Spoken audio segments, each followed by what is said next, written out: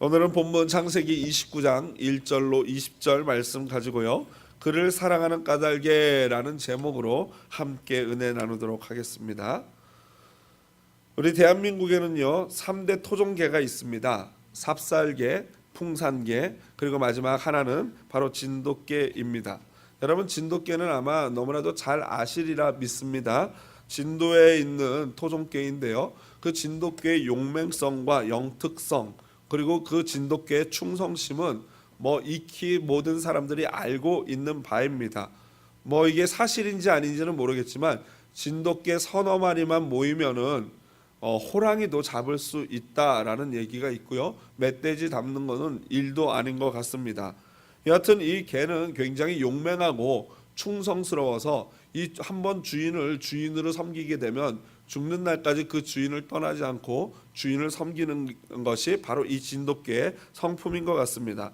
이러한 진돗개의 충실한 주인을 향한 사랑은요, 모 컴퓨터 광고에까지도 사용되어지기도 했습니다. 실제로 있었던 일인데요.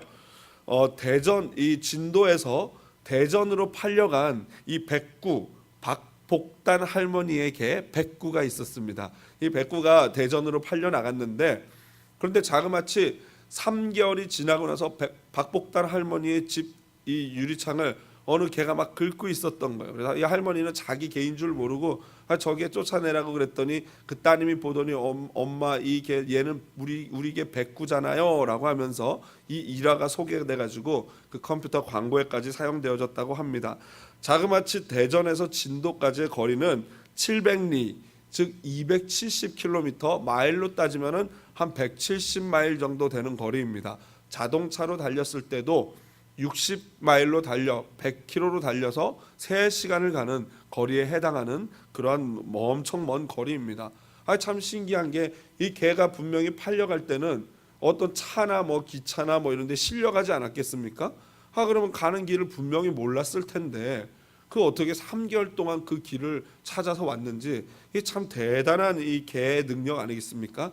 그래서 그 진도 사람들이 이 백구의 이 충성심에 감동을 받고 백구의 주인을 향한 사랑에 감동을 받고 백구 공원을 만들었어요. 그래서 이 백구가 죽었는데 백구를 거기다 묻고 백구를 기념하는 공원을 만들어서 이 작은 이 미물이 주는 이 감격과 감동을 우리가 생각하면서 우리 인간이 개보다도 못하게 살아서야 되겠느냐 하면서 공원을 만들었는데, 약간 이 관광 상품화되는 것도 있는 것 같고, 저도 그걸 보면서 찾아가 보고 싶다라는 생각이 드는 거 보니까, 여하튼 거기서 이렇게 백구 지석묘라는 묘비까지 만들어서 그 마을이 백구를 자랑하고 있는 걸 보게 됩니다. 여러분, 백구가 그 먼 길을 찾아갈 수 있었던 힘이 무엇이었을까요?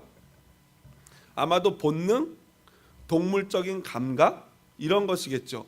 그러나 그거보다 더 본질적이고 더 근본적인 게 있다면은 바로 뭐니 해도 주인을 향한 사랑의 마음, 사랑의 힘이 아닌가 생각을 합니다.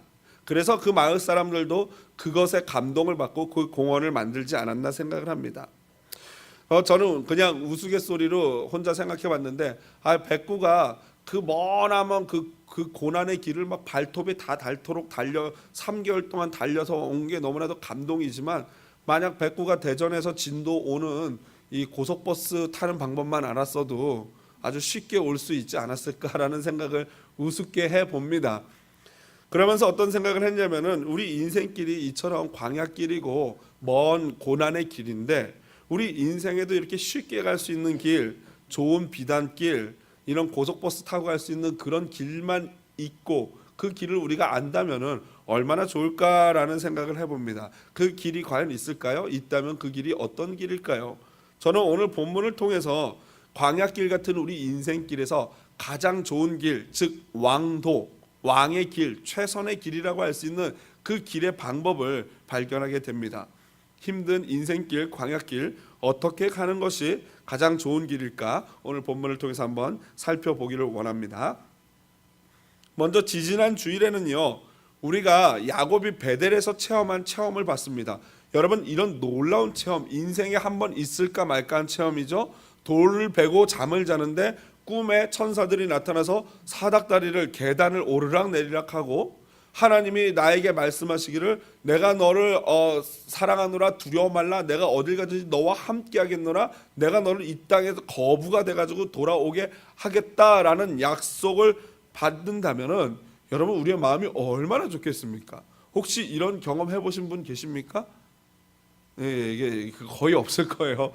오늘날에는 이런 일이 많이 일어나지 않고 잘 일어나지 않습니다. 그러나 뭐 또 우리 기독교는 신비의 종교이기 때문에 하나님과 개인적인 이런 관계를 만들 수 있다면 참 좋겠죠. 여러분 만약 진짜로 이게 개인적으로 하나님이 야 아무개야 너 세상 사는데 많이 힘들지? 걱정 마라 내가 너와 함께한다.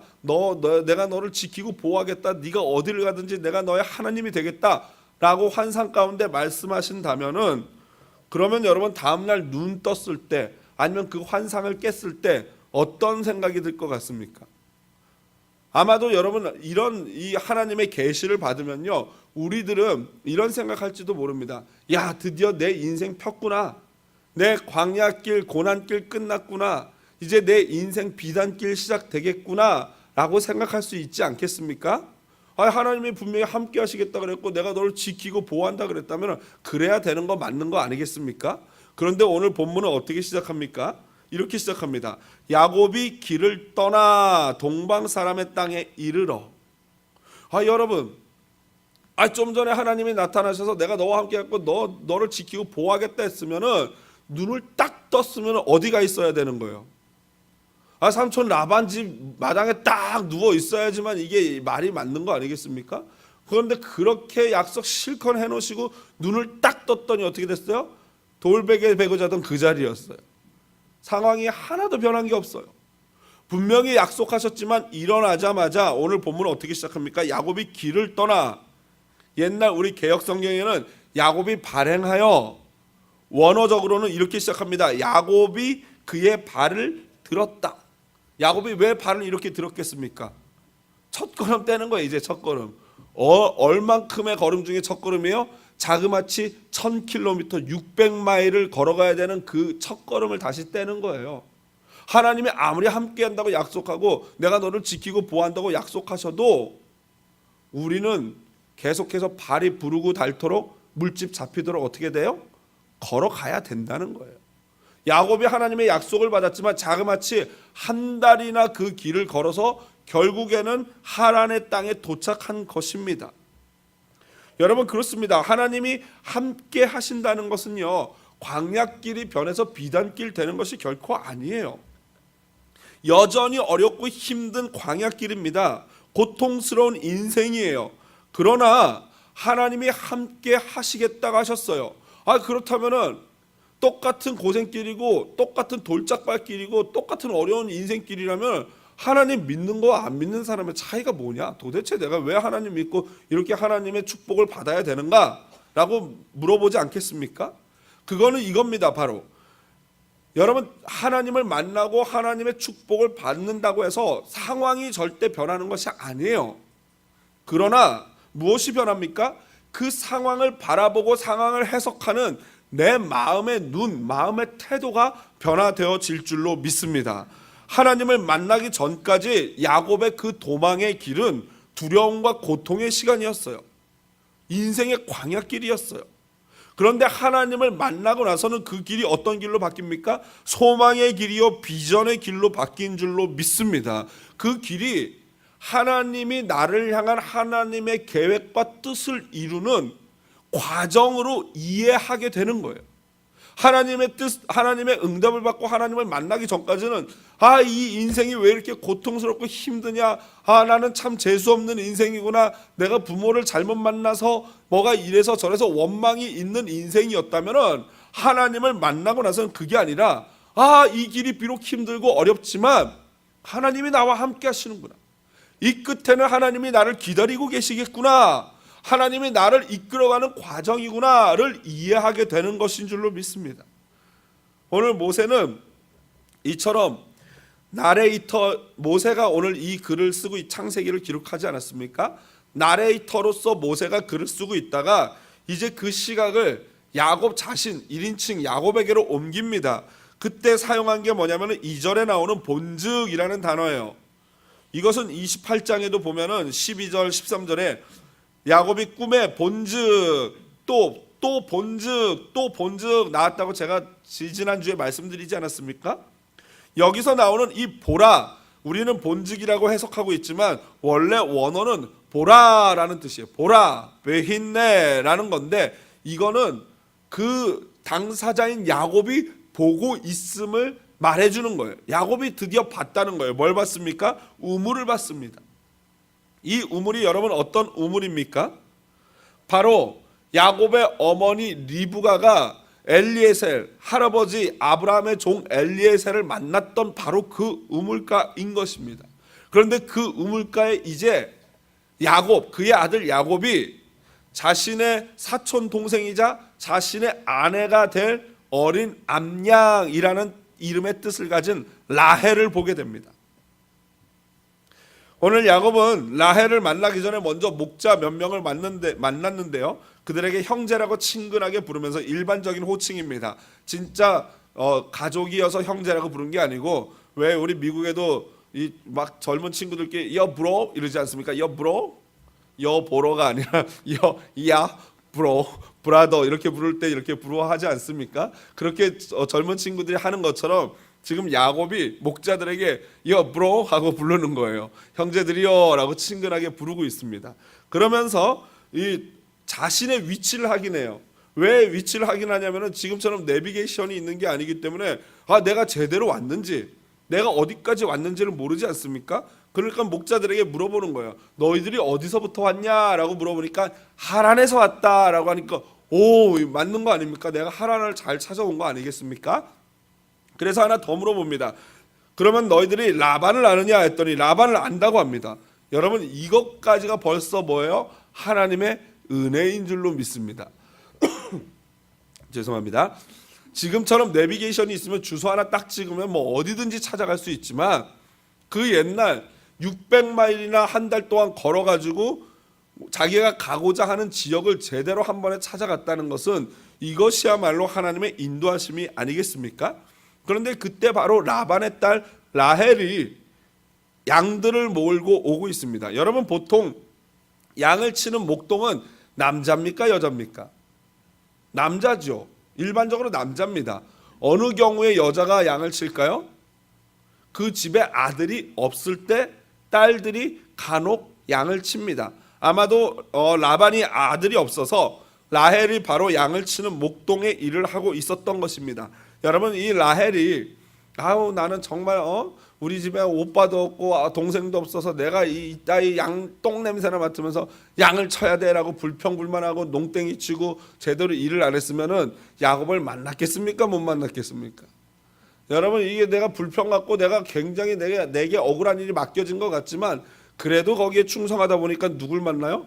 남편 된 야곱을 만나게 된 줄로 믿습니다. 그러니까 우리 청년들 나에게 지금 맡겨진 일들 열심히 잘 하다 보면 라헬도 만나고 이럴 때 청년들이 아멘 해야지 이제 잘 될 거예요. 야곱도 만나고 할 줄로 믿습니다. 아멘이지요. 우리 어머님들이 주로 아멘 하시는 것 같아요. 그렇습니다. 그런데 오늘 이 라헬을 만난 야곱은 라헬을 보자마자 달려가 가지고 초인적인 힘을 발휘하면서 돌을 옮깁니다. 우물을 막아놨던 돌을요. 이게 왜 초인적인 힘이냐면요. 먼저 그때 당시에는 우물이 귀한 것 여러분 아시지 않습니까? 그래서 우물 때문에 전쟁도 많이 일어났고 이삭 같은 경우에 분쟁이 있었는데 그 우물을 큰 돌로 막아놓습니다. 왜 그러냐면은 먼지가 들어가거나 불순물이 들어가거나 짐승이 빠져 죽거나 아니면 사람이 거기에 빠지거나 이런 불상사가 있지 않도록 막아놓는 거고 물도 증발하지 않고 또 물을 빼앗기지 도둑질 당하지 않도록 막아놓습니다. 그래서 장정 남자 어른 2-3명이서 옮길 만한 무거운 돌로 그렇게 해놓기 때문에 함부로 혼자서는 도저히 그걸 옮길 수가 없는 것입니다. 그런데 오늘 성경에 보니까 오늘 10절에 보니까 야곱이 나아가 우물 아귀에서 돌을 옮기고 라고 나와요. 저는 그래서 그냥 이 성경을 볼 때는 야곱이 옆에 있는 목자들 몇 명을 동원해 가지고 같이 돌을 옮겼나 보다라고 생각을 했는데 이 본문을 해석하는 주로 주석가들 전문적으로 이 히브리어를 보고 연구하는 분들이 한결같이 얘기하기를 그렇지 않다는 거죠. 야곱이 혼자 옮겼다라는 것입니다. 여러분 그러면 야곱이 어떻게 혼자 옮길 수 있었을까요? 그래서 이게 참 이게 좀 미스테리 아닙니까? 그러다 보니까 유대인 해석가들은 원래 유대인들 사이에서 흘러내려오는 전설과도 같은 거죠. 전설에 의하면 야곱이 거인이었다. 원래 힘이 셌다라고 말하기도 한다고 합니다. 그러나 대부분의 학자들은 그것보다는 이것이 바로 하나님이 함께 하셨다라는 증표다라고 해석을 해요. 그래서 매튜라는 학자는 이렇게 해석을 했습니다. 베델에 세워진 기념비에 하나님께서 이곳에 도착한 야곱에게 무거운 바위를 옮길 수 있는 초인적인 힘을 주신 것이다. 베델에서 하나님은 야곱에게 그가 어디에 있든 그와 함께 하실 것이라는 약속을 주셨는데 이 돌은 그 약속이 잘 지켜지고 있음을 암시하는 상징이 되고 있다. 지금 야곱에게 있어서 돌이 굉장히 중요한데 그 첫 번째 돌이 뭐냐면 베델에서 돌베개 메고 잤던 그 베개예요. 그게 변해서 뭐가 됐어요? 제단이 됐잖아요. 그러면서 거기서 하나님이 너와 함께하고 너를 지키겠다 했던 그 약속이 눈에 가시적으로 보여지게 나타난 게 뭐냐면은 1000km 600마일을 걸어와서 지금 우물 아귀에서 그 남자 두세 명이서 옮겨야 되는 그 돌을 혼자 초인적인 힘으로 옮기게 되는 이 자체가 바로 하나님이 함께 하시고 하나님이 너를 지키고 보호한다는 것의 상징으로 그 돌이 사용되어지고 있다라고 학자들이 해석하는 거예요. 물론 저도 이걸 보면서 그럴 수도 있겠다라는 생각을 하게 됩니다. 아마도 적어도 하나님이 야곱의 길을 이끌어가고 계시고 그를 돕고 계시다는 것만큼은 분명한 사실인 것입니다. 여하튼 야곱은 돌을 옮기고 라헬의 양들에게 물을 먹이면서 라헬을 껴안고 입 맞추고 엉엉 울면서 자기가 누구인지를 이야기합니다. 여러분 지금 야곱과 라헬은 몇 번 만난 사이입니까? 처음 본 사이입니까? 처음 본 사이예요. 태어나고 처음 본 사이예요. 처음 본 사촌 동생이에요. 이제 미래의 자기 아내이고요. 처음 본 이 야곱. 여러분 야곱 이때 나이가 얼마일 것 같습니까? 우리는 보통 한 30, 40대라고 생각을 하지만 한 2배 정도로 생각하시면 됩니다. 70에서 80 사이의 나이인 것입니다. 왜냐하면은 지금 이 리브가가 고향을 떠난 지가 거의 100년이 다 돼가요. 애를 30년 만에 쌍둥이 둘을 낳았고 그 다음에 이 야곱이 70이 됐기 때문에 거의 100년인 것입니다. 그러니까 70살 중년의 아저씨가 아가씨를 만나가지고 껴안고 엉엉 우는 거예요. 막 콧물 눈물 흘리면서. 여러분 그 아가씨 좋겠습니까? 안 좋겠습니까? 여러분 야곱이 왜 이랬을 것 같습니까? 이해되지 않습니까? 생각해 보십시오. 한 달이 넘는 이 고난 고성길 발 부르트고 신발은 다 떨어져 나가고 옷은 헤어지게 생겼고 수염은 덥수룩하고 먹을 것도 못 먹어서 빼짝 꼬랐고 그냥 이런 상태로 막 그냥 두려운 가운데 그 하나님 베델 하나님 한번 만나가지고 그 힘을 가지고 지금 여기까지 걸어왔단 말이에요. 그런데 그러다가 걸어왔는데 드디어 자기의 사촌 동생인 라헬 한 삼촌 라반의 집에 이르렀다는 그 안도감과 함께 자기의 피부치를 보는 순간 마음이 어떻겠습니까? 눈물 나지 않겠습니까? 뭐 남이야 흉을 보든 말고 눈물이 엉엉하고 울게 되는 것입니다. 제가 이번에 이를 감정을 조금 이해할 수 있고 알 수 있는 게 뭐냐면 3년 만에 친정이라고 할 수 있는 우리 에브리데이 교회 제가 다녀오지 않았습니까? 갔더니 여러분 얼마나 이 3년 만에 갔더니 얼마나 환영을 받고 환대를 받았는지 몰라요. 너무너무 좋아해 주시고 너무나도 환영해 주셔서 몸둘 바를 몰랐습니다.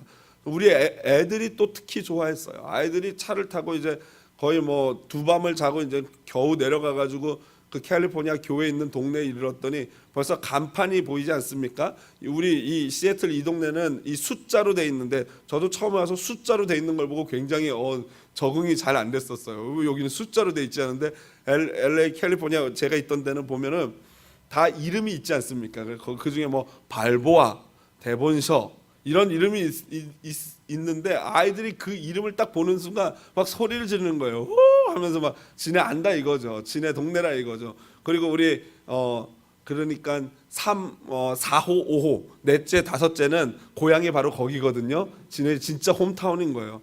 그래서 거기 가가지고 막 다들 좋고 만나고 뭐 밥 먹고 보밭집에서 이렇게 보바 먹는데 뭐 또 여자 고등학생 여자애들이 우리 큰애 존을 알아봐가지고 제 패스터 선 이러면서 저 목사 아들 아니야 쟤 이러면서 막 3년 만에 애들이 나와가지고 막 반가워해주고 하니까 이 남자 혼자 한 명을 여자들이 막 둘러싸고 와 이러면서 막 찔러보고 막 그런 아주 우스꽝스러운 그런 일들이 벌어져서 얼마나 좋았는지 몰라요. 그리고 또 설교하고 또 성도님들이 끝나고 나서 막 빨리 댁에 가셔야 되는데 안 가시고 막 다 뭐 얘기 나누고 또 청년들은 한 20명 정도가 남아가지고 안 가고 계속해서 빨리 집에 가라고. 저는 사실 교회를 떠나오면은 남의 교회 성도 이렇게 찝쩍거리지 않는 스타일이거든요. 그래서 걔네들이랑 별로 이렇게 시간 보내고 싶지 않아서 빨리 가라고 하는데 그 친구들이 안 가고 계속 기다리는 거예요. 그걸 어떡하겠어요.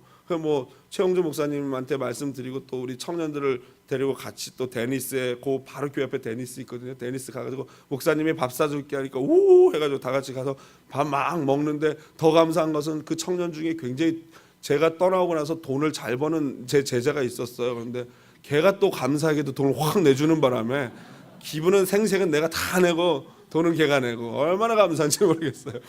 그래서 이제 다음날 추수감사절 딱 그 당일입니다. 그래서 이제 그냥 올라오려고 아침에 호텔에서 그냥 일어나자마자 올라오려고 했는데 그중에 또 우리 분당우리교회 같이 다녔던 또 집사님이 계세요. 그 분하고 또 거기 새로 온 부목사님이 계신데 그 친구가 또 사랑의 교회 때 제 찬양팀 할 때 제자예요. 그래서 제자가 이제 목사가 돼가지고 또 에브리데이 교회에서 찬양 인도를 하고 있더라고요. 그래서 얼마나 또 좋은지 몰라요. 그 친구들이 모여가지고 같이 오라고 꼭 식사하고 가셔야 된다. 그래서 나는 갈 길이면서 빨리 가야 되는데 오라 그래요. 또 갔더니 막 터키, 햄 뭐 이런 거 해놓고 추수감사절식으로 같이 막 이렇게 식사를 하고 가는데 마음이 너무너무 좋은 거예요. 얼마나 이게 참 많은 그 자체가 많은 위로가 됐습니다. 이렇게 말씀드리면 우리 성도님들의 동공에 지진이 옵니다. 그러면 그동안 목사님이 우리 교회에서 많이 불행했단 말인가? 그게 그런 의미가 아니라 여기서도 행복하고 참 좋았는데 또 이 사역 자체에 무게가 있지 않습니까? 고통이 있지 않습니까? 그런데 그 모든 것들이 거기에서 이렇게 치유되는 우리 애들도 그렇고 그런 것들을 느꼈습니다. 그러면서 또 제가 누가 생각났을까요? 예? 그렇죠. 바로 여러분들이 생각나는 거예요. 진심이에요. 어제 막 이렇게 호텔에 아무리 잠을 자도 편하지 않아요. 아무리 그 교회에 있어도 편하지 않아요. 언제 제 마음이 진짜 편했냐면요.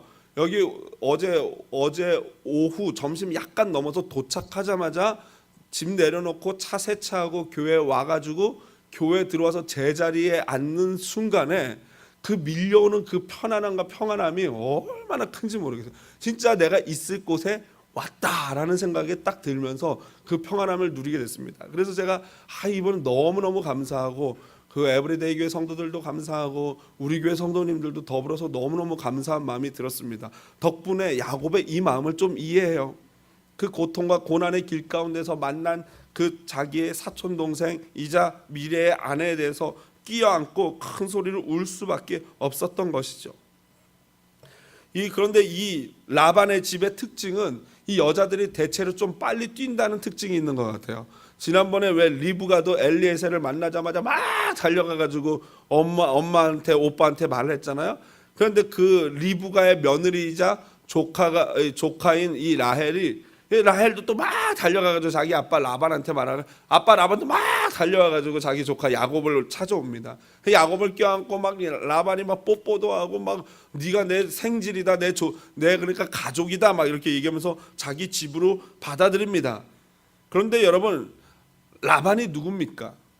라반이 사기꾼 중에 사기꾼 야곱을 등쳐먹는 사람이 라반 아닙니까? 그러니까 라반이 이렇게 굉장히 막 처음에는 100년 만에 자기 조카를 처음 보니까 막 너무나도 기쁜 건 사실이었는데 이 정신을 차리고 가만히 보니까 조카가 뭐예요?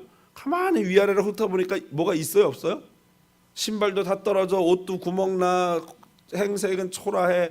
지난번 100년 전에 아브라함의 종 엘리에셀이 왔을 때는 막 낙타 10마리 막 금반지 막 철렁철렁 막 귀걸이 주렁주렁 막 딸한테 막 자기 여동생 리브가한테 막 돈 한 번에 한 3,000불씩 주고 이러는 그런 종이 왔는데 그 집에 아들 막내 도련님이 왔는데 가만히 보니까 이거 완전 거지거든요. 가만히 보니까 이게 분명히 뭐가 안 나올 것 같아요.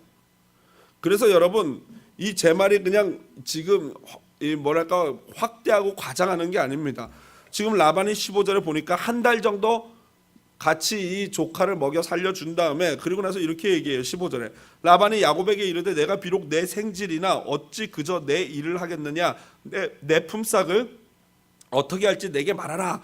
이거 굉장히 좋은 말 같아요. 내가 너를 어떻게 공짜로 부려먹겠니? 그냥 네 월급 줄게 라고 얘기하는 것 같지만 사실 이미 생질이다라고 얘기했을 때는 이 히브리 법에 의하면은 생질이면은 자기 아들처럼 일 안 해도 책임지고 먹여 살려줘야 되는 게 이 히브리의 관습이에요. 그런데 말은 생질이라고 하지만 어떻게 내가 너를 그냥 부려먹겠니 하면서 이미 부려먹겠다는 얘기를 하고 있는 거고, 그러면서 가족 관계에서 어떤 관계로 옮겨가는 거예요? 고용인과 피고용인 주종 관계로 은근슬쩍 넘어가고 있는 거예요. 이게 바로 라반이에요.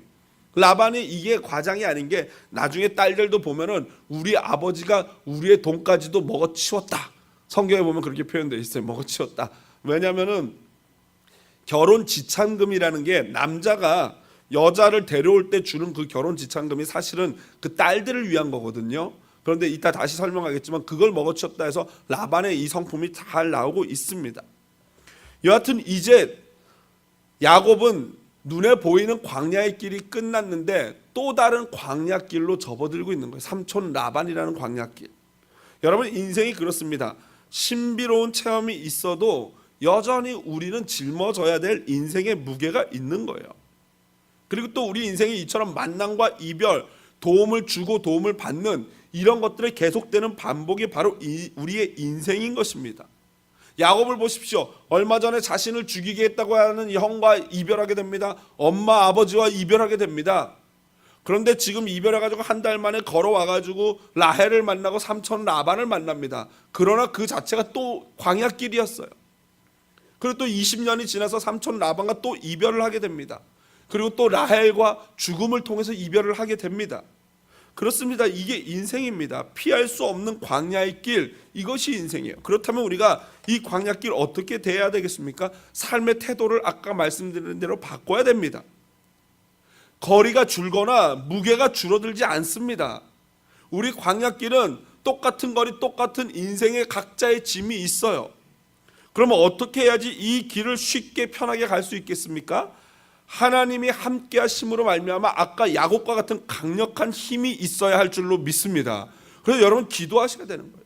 하나님, 내 인생의 무게, 내 인생의 길이 줄거나 무게가 줄어들지 않는다면은 하나님 나에게 이것을 거뜬히 질 수 있는 강력한 어깨와 튼튼한 두 다리를 주시옵소서. 그래서 이 인생길 끝까지 승리하며 나갈 수 있는 은혜를 주시길 간절히 원합니다 라고 기도해야 할 줄로 믿습니다.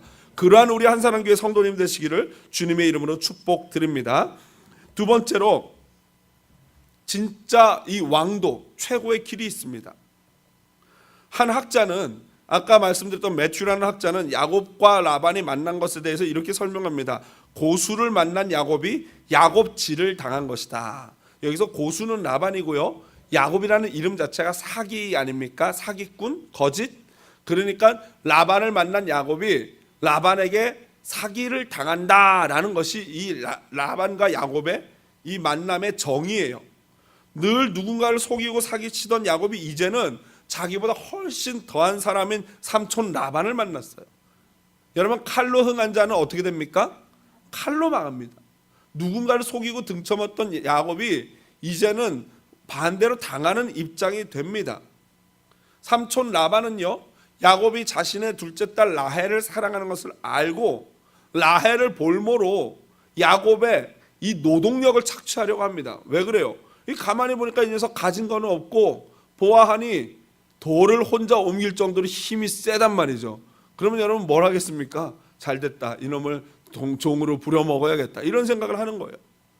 그러면서 거기다가 이 라헬을 넘기면서 동시에 조금 처분하기 힘들다고 생각되어지는 레아까지도 어떻게 해요? 1+1으로 이렇게 처분을 하려고 하는 거예요.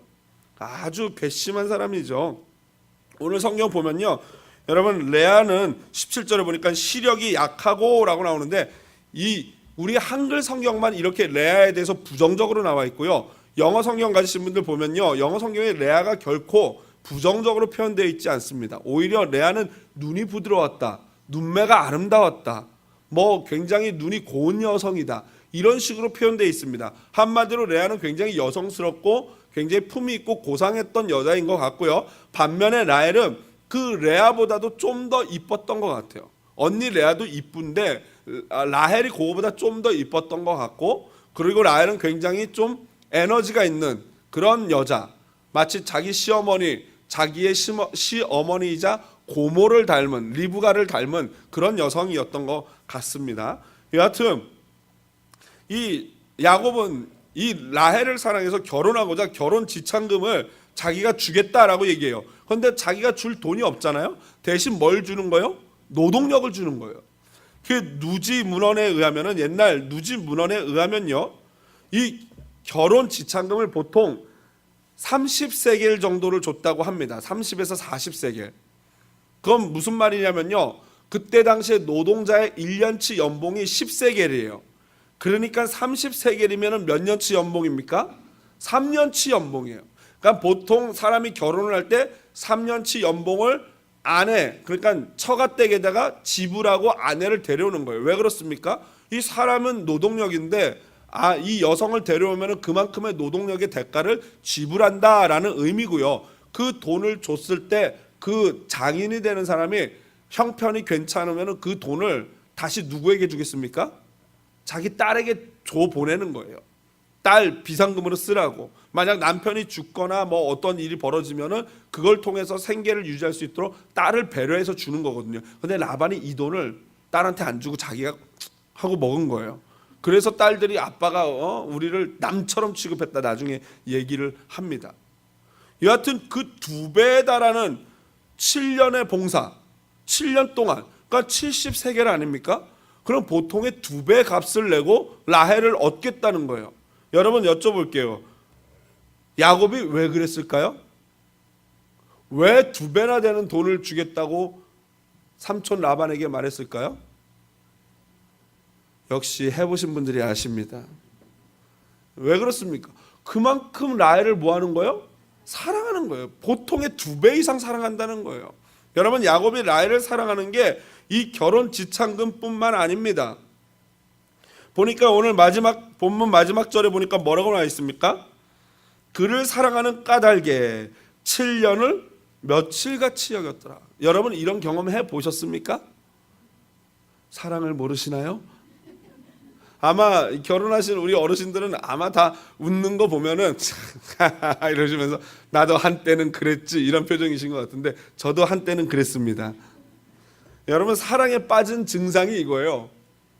이성이 멈춰버리고 온통 그거밖에 안 보이는 거죠. 그러니까 라헬을 너무 사랑하다 보니까 뭐 계산, 그 약삭 빠르고 계산 빠른 야곱이 계산이 안 되는 거예요. 근데 한 배 딱 30세겔에서 한 29세겔 안 될까요? 이러는 게 야곱인데 필요 없어, 그냥 70세겔 드릴 테니까 주세요 이거예요. 이게 사랑입니다. 여러분 저도 그렇습니다. 이 우리 아내와 연애할 때 생각해 보면은 그 한국의 겨울이 얼마나 춥습니까? 겨울에 이제 연애를 시작을 했는데 우리 집사람 처가댁하고 저희 집하고는 서초동, 저희 집이 방배동이어서 이 차를 타고 버스를 타고 한 20-30분 정도 걸리는 거리예요. 근데 이 겨울에 막 눈 오는 겨울에는 이 버스가 40분마다 이 좌석 버스가 한 대 지나가거든요. 딱 한 대밖에 없어요, 그 집 앞에. 그래서 집에다 멋있게 딱 데려다가 잘 자 이러고 나와가지고 버스를 타러 오면요, 이 버스 정류장이 얼마나 추운지 몰라요.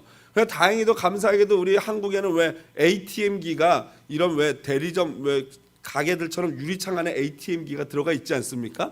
추운 겨울에 거기 쏙 들어가가지고 막 기다리는 거예요. 근데 10시만 되면은 그 ATM기 셔터가 또 내려옵니다. 그때 안 나오면 거기 밤새 갇혀 있는 겁니다. 얼른 나와야 돼요. 얼른 나오면 버스 안 오고 막 다리 동동 구르고 있는데 저기서 버스가 오잖아요. 으아 드디어 살았다 그러면 막 하면은 괘씸한 버스 아저씨가요, 그냥 가는 아저씨가 있어요. 헐. 그럼 막 뒤에서 이씨 막 뭐 그냥 육두문자가 나오려고 그러죠. 막 뒤에서 막 주먹질하면서 욕을 하고, 그러고 나면 40분을 더 기다려야 되는 거예요. 그럼 제가 이제 그러고 나서 집에 들어와 가지고 아, 이제부터는 도저히 연애 안 되겠다, 전화해 가지고 내일부터 만나지 말자 이러겠습니까? 아니죠. 전화해 가지고 그 방금 헤어졌고 그 고생했는데 그건 다 잊어버리고 어떻게 됩니까? 뭐 사랑하니 어떤 이러면서 어느 날은 아침에 일어나 보면 막 폰이 여기 이렇게 올려져 있어요. 아, 그거 참 우리 아버지 마음을 많이 속상하게 해드렸던 것 같아요. 여하튼 그게 바로 사랑 아닙니까? 그렇게 사랑해야지 결혼하게 되는 거예요. 지금 오늘 야곱이 바로 그 증세가 들어간 겁니다. 그래서 보면 그 추운 겨울날도 연애할 때 보면 나도 추워 죽겠는데 옆에 여자친구가 춥다 그러면 여러분 어떡합니까? 추워? 딱 자는 막 닭살 엄청 돋았는데 오빠 안 추워? 그러면 오빠 괜찮아, 막 닭살 엄청 돋아가지고 막 그러고 있어요. 그런데 이제 결혼하고 나서 이제 나중에 이제 겨울 돼가지고 춥다 그러면 어떻게 합니까? 춥니? 나도 춥다. 뛰자. 그러면 같이 막 여하튼 사랑은 이렇게 좀 변하긴 하는데요. 지금 현재 야곱은 미쳐 있습니다. 여러분, 그래서 고린도전서 13장 4절 7절에 보면 어떻게 되어 있습니까? 사랑은 오래 참고 모든 것을 참으며 모든 것을 믿으며 모든 것을 바라며 모든 것을 견디니라. 여러분, 진짜 사랑하면요, 내 시간도 내 재물도 내 힘도 내 가진 모든 것이 아깝습니까? 아깝지 않습니까? 아깝지 않은 거예요. 말씀을 정리합니다. 여러분, 아까 서론에 말씀드렸던 백구가 어떻게 돌아왔을까요? 여러분, 그 한 달 동안 걸어와서 힘이 빠질 대로 빠진 야곱이 어떻게 돌을 옮길 수 있었을까요? 그리고 7년이라는 그 무지막지한 긴 세월, 그 노동이 보통 노동이 아니었어요. 야곱의 말을 빌리면은 더위의 위험, 추위의 위험, 뭐 많은 짐승의 위험, 온갖 고생을 진짜 다 한 것 같아요. 아마 야곱의 손을 봤으면은 다 부르트고 떼타고 손톱 깨지고 했을 것입니다. 그런데 그 7년을 어떻게 여겼다고요? 며칠같이 여겼다. 무엇이 그를 그렇게 만들었습니까? 바로 사랑인 줄로 믿습니다. 여러분, 고단한 인생길, 광야길 같은 인생길, 우리가 정말로 기쁘게 편하게 갈 수 있는 유일한 왕도가 있다면, 최고의 길이 있다면 그것은 바로 사랑입니다. 사랑이 바로 묘약입니다. 여러분, 우리 인생 마찬가지입니다. 우리 인생은요, 내가 사랑하는 예수님, 그리고 나를 사랑해서 죽기까지 십자가에서 피를 흘리신 그 예수님의 사랑에 대한 반응하는 사랑이 바로 우리의 인생길이에요.